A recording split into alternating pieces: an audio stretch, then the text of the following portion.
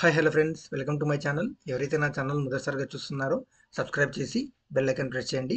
నేను అప్లోడ్ చేసే ప్రతి వీడియో మీకు నోటిఫికేషన్గా వస్తుంది. ముందుగా అందరికీ గాంధీ జయంతి శుభాకాంక్షలు. ఈరోజు మనం ఈ వీడియోలో ఆంధ్రప్రదేశ్ పబ్లిక్ సర్వీస్ కమిషన్ నుంచి గ్రూప్ 1 కేటగిరీ జాబ్ వేకెన్సీస్ అయితే వచ్చాయి ఫ్రెండ్స్. ఈ నోటిఫికేషన్ను 30 సెప్టెంబర్ 2022న రిలీజ్ చేయడం జరిగింది. సో మనకు ఆంధ్రప్రదేశ్ పబ్లిక్ సర్వీస్ కమిషన్ అనేది నోటిఫికేషన్ అయితే రిలీజ్ చేయడం జరిగింది 30 September 2022. Direct recruitment to the post of group 1 services. Okay, general or limited recruitment మనకి నోటిఫికేషన్ అయితే రావడం జరిగింది. చూడండి, the candidate can apply online through website. ఈ వెబ్సైట్ మీరు విజిట్ చేసి ఈ యొక్క అప్లికేషన్ అనేది అప్లై చేయవచ్చు. అప్లికేషన్ ప్రాసెస్ ఏ విధంగా చేయాలని నేను నెక్స్ట్ వీడియోలో మీకు ప్రొవైడ్ చేస్తాను.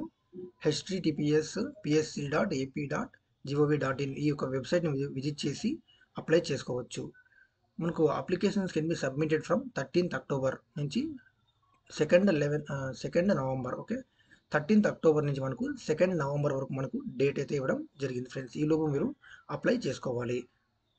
1st November is the last date for payment of fee up to.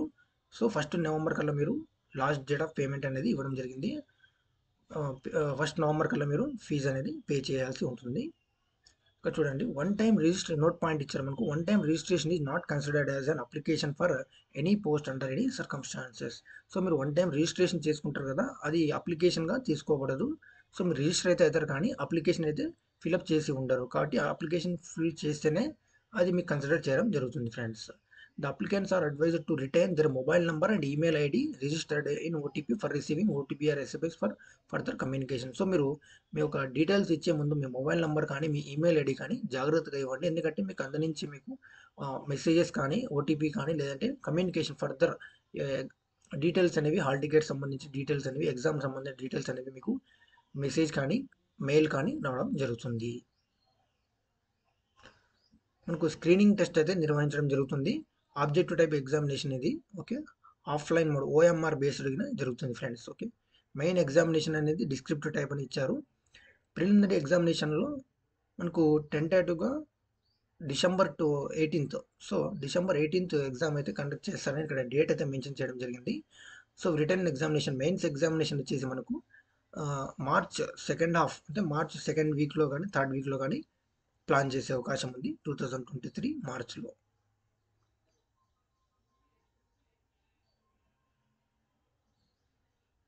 ఇక్కడ చూడండి, క్యారీడ్ ఫార్వర్డ్ వేకెన్సీస్ అయితే ఉన్నాయి.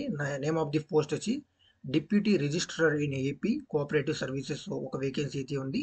Assistant audit officer in AP state audit services ఒక వేకెన్సీ అయితే ఉంది. సో మనకి దీనికి ఏజ్ లిమిట్ వచ్చేసి 1st జూలై 2022 కల్లా 18 to 42, minimum age 18, 42 maximum age అయితే ఇవ్వడం జరిగింది ఫ్రెండ్స్. సో 18 to 42 అనేది minimum, maximum. Scale of pay వచ్చేసి మనకు 57,100 నుంచి 1,47,760 రూపీస్ అయితే ఇవ్వడం జరిగింది. అదే మనకు అసిస్టెంట్ ఆడిట్ ఆఫీసర్ అయితే కనుక 54,060 నుంచి 1,40,540 రూపీస్ అయితే ఇవ్వడం జరిగింది ఫ్రెండ్స్. ఫ్రెష్ వేకెన్సీస్ అయితే చూడండి, ఇక్కడ డిప్యూటీ కలెక్టర్ అయిన ఏపీ సివిల్ సర్వీసెస్ ఎగ్జిక్యూటివ్ బ్రాంచ్లో నంబర్ ఆఫ్ వేకెన్సీస్ 10 అయితే ఉన్నాయి. Assistant commissioner of state tax in AP state tax service 12 vacancies ఉన్నాయి. Deputy superintendent of police CAT 2 in AP police సర్వీస్లో అయితే కనుక 13 వేకెన్సీస్ అయితే ఉన్నాయి. Deputy superintendent of jailer men in AP jail services 2 vacancies అయితే ఉన్నాయి. District or divisional fire officers in state disaster response of fire services 2 vacancies అయితే ఉన్నాయి.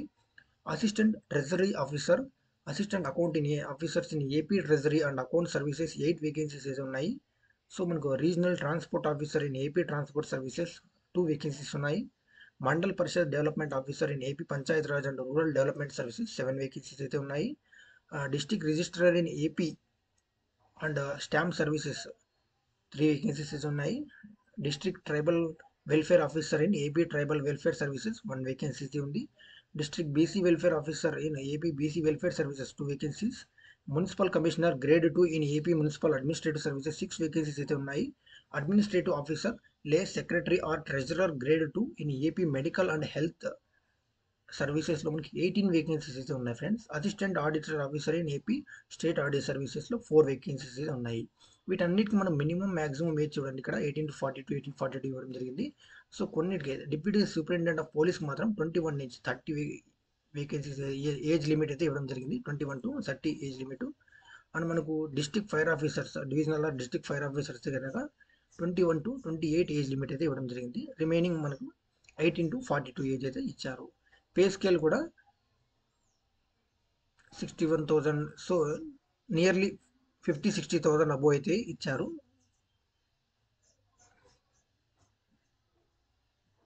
And మనకు ఎలిజిబిలిటీ క్రైటీరియా ఇవన్నీ, ఎడ్యుకేషనల్ క్వాలిఫికేషన్స్ ఇవన్నీ మనం డీటెయిల్గా చూద్దాం ఒకసారి. ఇక్కడ మనకి ఎడ్యుకేషన్ క్వాలిఫికేషన్స్ అంటే కనుక చూడండి, మీరు ఖచ్చితంగా డిగ్రీ అయితే కంప్లీట్ చేసి ఉండాలి, అది కూడా ప్రభుత్వం చేత గుర్తింపు పొందిన యూనివర్సిటీ చేత అని ఇక్కడ ఇవ్వడం జరిగింది, state university or central university. So ఇవన్నీ మనకు అవే పాయింట్స్ అనేది ఇక్కడ మెన్షన్ చేయడం జరిగింది. ఇక్కడ ఫిజికల్ రిక్వైర్మెంట్స్ అనేది for post code number 3, number 4, number 5. ఇందాక మనం పోస్ట్ కోడ్ నంబర్ చూసాం కదా, ఇక్కడ చూడండి పోస్ట్ కోడ్ డీటెయిల్స్ వేకెన్సీస్ చూడండి, పోస్ట్ కోడ్ 1, 2, 3, 4, 5 ఇక్కడ ఈ నంబర్స్ ప్రకారం ఇక్కడ మనకు మెన్షన్ చేశారు. పోస్ట్ కోడ్ నంబర్ 3, 4, 5 వచ్చేసి must be at least 167.6 centimetres height and at least 86.3 centimetres around the chest of full expansion. So ఇది మనకు పోలీస్ డిపార్ట్మెంట్కి సంబంధించి ఉంది, చూసాం కదా, deputy superintendent of police jailer అనేది దానికి సంబంధించి ఈ విధంగా ఉంటుంది, with chest expansion of at least 5 centimetres. Okay, ఇది మీరు చూడండి. ఫర్ ఎస్టీ అయితే కనుక ఎస్టీ అయితే కనుక మస్ట్ బి అట్లీస్ట్ 164 సెంటీమీటర్స్ అయితే ఉండాలి in height and at least 83.8 centimetres around the chest and full expansion అయితే ఇవ్వడం జరిగింది, with chest expansion at least 5 centimetres అయితే ఉండాలి.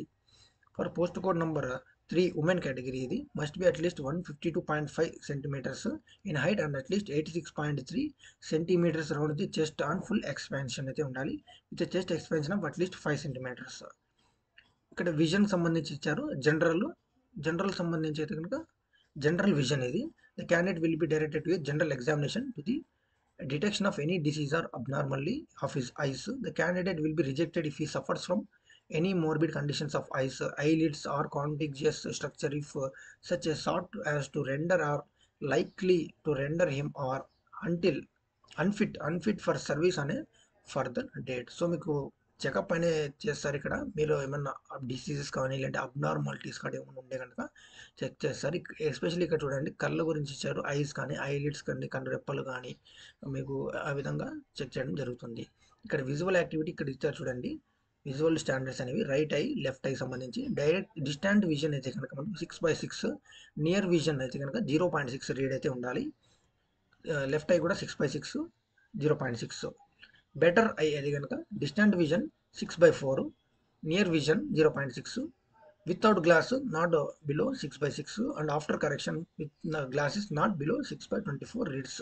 ఇవన్నీ మీరు వాళ్ళు స్టాండర్డ్స్ అనేది ఇక్కడ పెట్టి చూడండి, స్టాండర్డ్ 1, స్టాండర్డ్ 2, స్టాండర్డ్ 3 అనేది వాళ్ళు ఈ విధంగా చెక్ చేస్తారు మీకు చెకప్ అనేది. ఓకే, తర్వాత రిజర్వేషన్ చూడండి, ద నోట్ పాయింట్ ఇక్కడ ఇచ్చారు, the candidate belong to SC, ST, BC, EWS and PH. Okay, PH and who avails upper age relaxation will also be consider for open category vacancies. So ఎవరైతే candidates ఉన్నారో SC, ST, BC, EWS and PH and who avails upper age, ఇచ్చిన age limit కన్నా ఎక్కువ ఉంటారో will also be upper age వాళ్ళను open category vacancy కిందగా తీసుకుంటారు.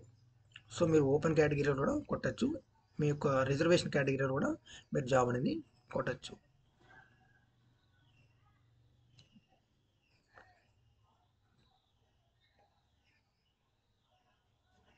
ఇక్కడ చూడండి రిజర్వేషన్ వచ్చి మనకు జోనల్ వైజ్ ఇక్కడ రిజర్వేషన్ లోకల్ క్యాండిడేట్స్ ఇచ్చారు, Zone 1, Zone 2, Zone 3, Zone 4. Zone 1 Srikakulam, Visakhapatnam and Vizianagaram. Zone 2 east Godavari, west Godavari, Krishna. Zone 3 Guntur, Prakasam, Nellore. Zone 4 Chittoor, Kadapa, Anantapur, Kurnool అయితే ఇవ్వడం జరిగింది. So state wide selection and allotment will be multi Zone 1. So మనకు స్టేట్ వైడ్ సెలెక్షన్ అయితే జరుగుతుంది. సో ఈ విధంగా మనకు జోనల్ వైజ్ కానీ స్టేట్ జోనల్ వైజ్లో సెలెక్షన్స్ అయితే జరుగుతాయి చూడండి. పోస్ట్ కోడ్ నంబర్ 7, 8, 11, 12, 13కి ఇది. అదే ఫర్ పోస్ట్ కోడ్ నంబర్ 15 అయితే కనుక అసిస్టెంట్ ఆడిట్ ఆఫీసర్కి అయితే కనుక ఈ విధంగా ఉంటుంది. ఇక్కడ మనకు ఇన్ఫర్మేషన్ చూడండి, Zone 1, Zone 2, Zone 3, Zone 4 same అదే విధంగా ఇచ్చారు. డెఫినేషన్ ఆఫ్ లోకల్ క్యాండిడేట్ అంటే మీరు స్థానికులుగా పరిగణించబడడానికి ఇక్కడ కొన్ని పాయింట్స్ అయితే మెన్షన్ చేశారు. సో మీరు మీ డేట్ ఆఫ్ బర్త్ అనేది ఇక్కడే ఉండాలి, మీరు ఇండియన్ సిటిజన్షిప్ కలిగి ఉండాలి, మీ ఆధారు, ఇవన్నీ మీకు లోకల్ స్టేటస్ అనేది ఇస్తాయి.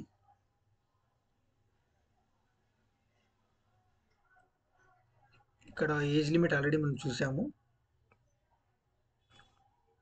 ఏజ్ రిలాక్సేషన్ చూద్దాం. ఎస్సీ ఎస్టీ బీసీఎస్ అండ్ ఈడబ్ల్యూఎస్కి అయితే కనుక 5 years age relaxation. SC ST CF vacancies అయితే కనుక 10 years రిలాక్సేషన్ ఉంది. ఫిజికల్లీ హ్యాండిక్యాప్డ్ పర్సన్స్కి 10 year రిలాక్సేషన్ ఉంది. ఎక్స్ సర్వీస్ మ్యాన్కి మరియు NCC who have worked instructor in ఎన్సీసీకి అయితే కనుక shall be allowed to deduct from his age a period of 3 years in addition to the length of service rendered by him in the armed forces. So ఈ విధంగా age relaxations అయితే మనకు ఉన్నాయి. So మనము SC ST వీళ్ళకైతే 5 years, vacancies limited vacancies వాళ్ళకైతే కనుక 10 years ఉంది. లిమిటెడ్ వేకెన్సీస్ ఉన్న వాళ్ళకి, ఫిజికల్లీ హ్యాండిక్యాప్డ్ పర్సన్స్ అయితే 10 years ఈ విధంగా వేకెన్సీస్ ఉన్నాయి.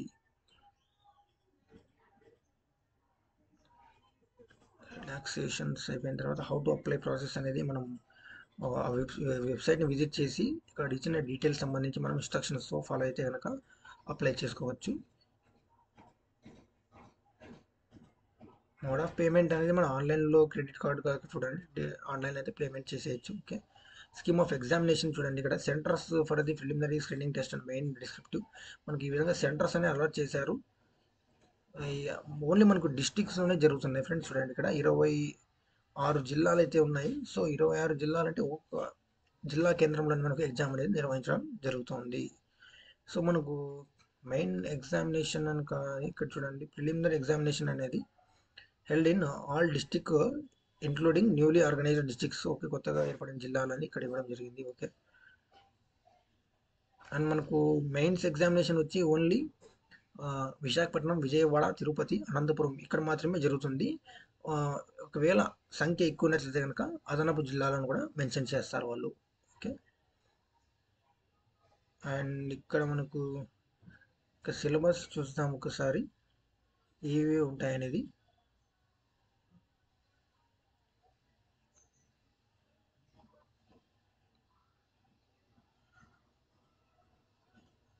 ఇవన్నీ ఎగ్జామ్కి సంబంధించిన ఇన్స్ట్రక్షన్స్ అయితే ఇచ్చారు ఇక్కడ. అవన్నీ ఎగ్జామ్లో ఏ విధంగా ఉండాలి, ఏ విధంగా రాయాలి, అటెంప్ట్ చేయాలి అనేది.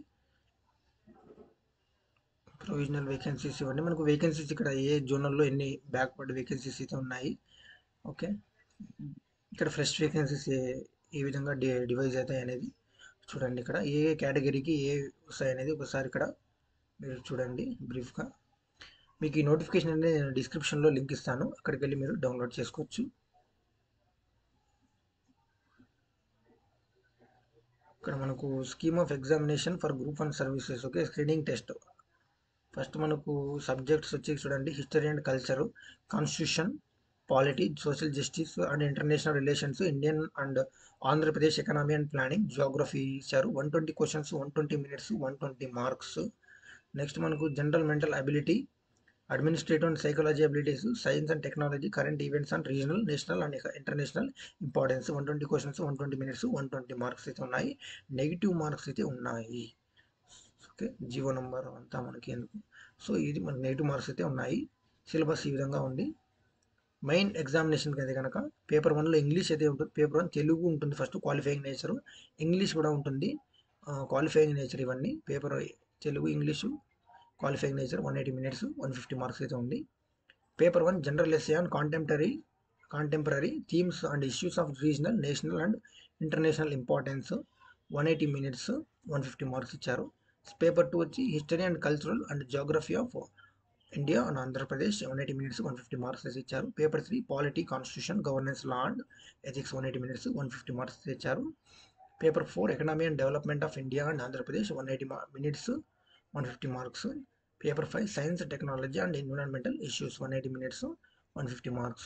సో మనకు ఫైనల్లీ పర్సనాలిటీ టెస్ట్ అనేది ఉంటుంది, 75 marks అయితే ఉంటాయి. టోటల్ మార్క్స్ వచ్చి మనకు 825 marksకి మెయిన్స్ ఎగ్జామ్ అనేది కండక్ట్ చేయడం జరుగుతుంది ఫ్రెండ్స్. ఈ విధంగా మనకు ఇక్కడ సిలబస్ అనేది ఇచ్చారు చూడండి.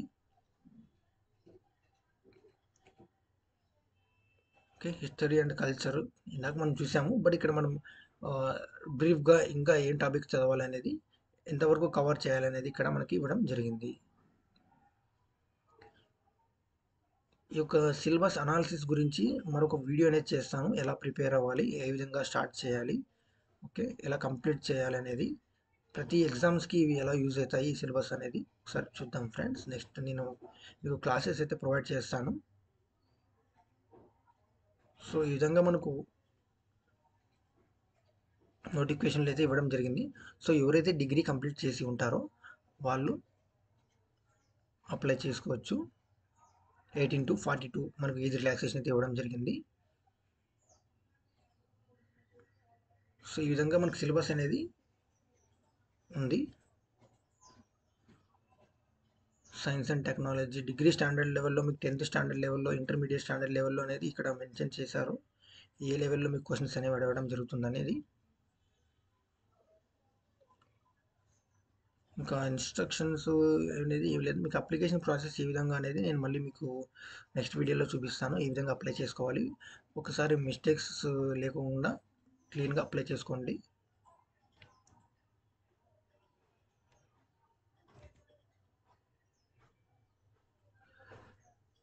ఓకే, మీకు ఈ వీడియో అర్థమైందని అనుకుంటున్నాను. ఏమైనా డౌట్స్ ఉంటే కనుక కామెంట్ సెక్షన్లో కామెంట్ చేయండి, వెంటనే రిప్లై ఇస్తాను. Thank you for watching this video. Thank you once again.